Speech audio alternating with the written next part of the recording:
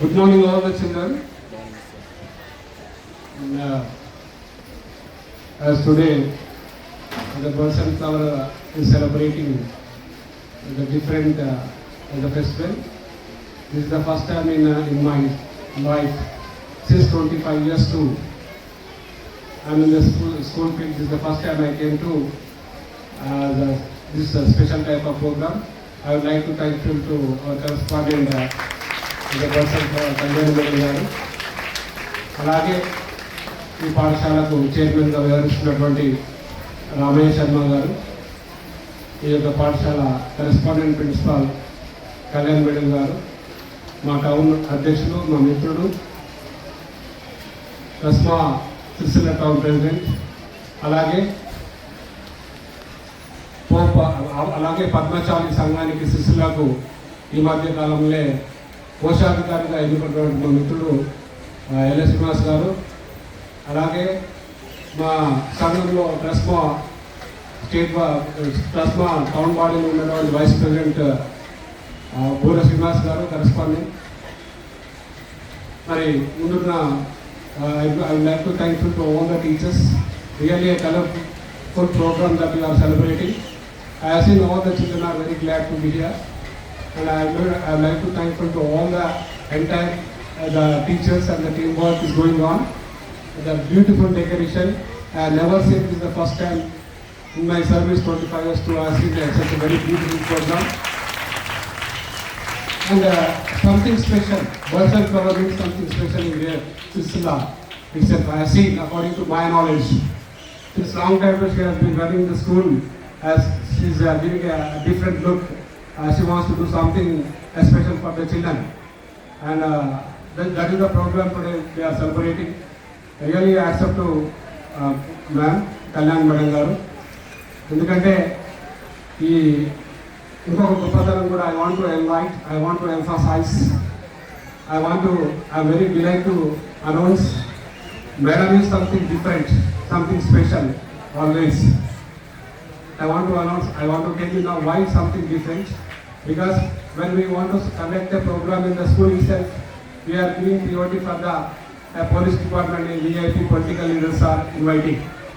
But she is completely different, and she invited us as being a Kasma private school district president and Gopal Sirsila town president, and also she invited us, and really I am very thankful on behalf of our Kasma union. అంటే ఇది మనము గౌరవించుకోవడము, మనం గౌరవించుకున్నప్పుడే గొప్ప వాళ్ళం అవుతాము.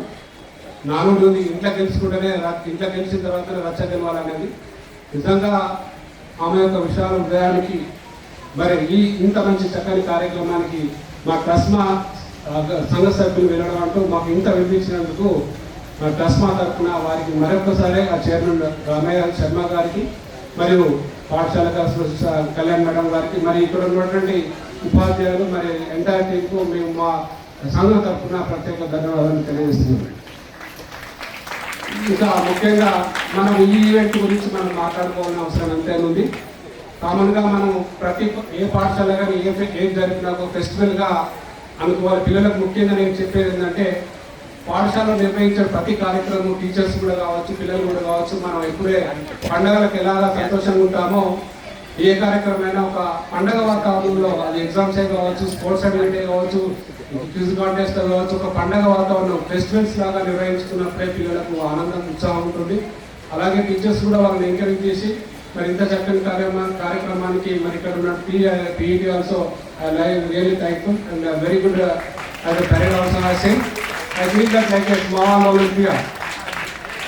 The children the way they exhibit the way they made parade like a small Olympia. Really I congratulate all. They perform well.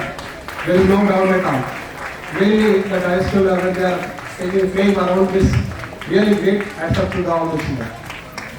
And ముఖ్యంగా మనం ఈరోజు మాట్లాడుకోవాల్సింది స్పోర్ట్స్ గురించి మాట్లాడుకోవాలి.